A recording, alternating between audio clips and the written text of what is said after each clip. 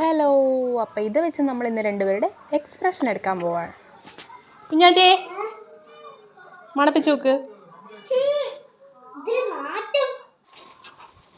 ചിമ്പി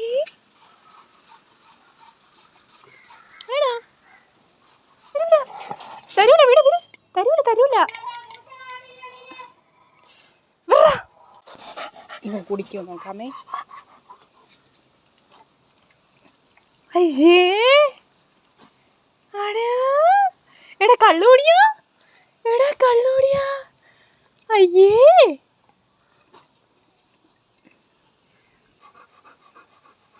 കയ്യിലൊഴിക്കണ കണ്ടുകൂടല്ലേ.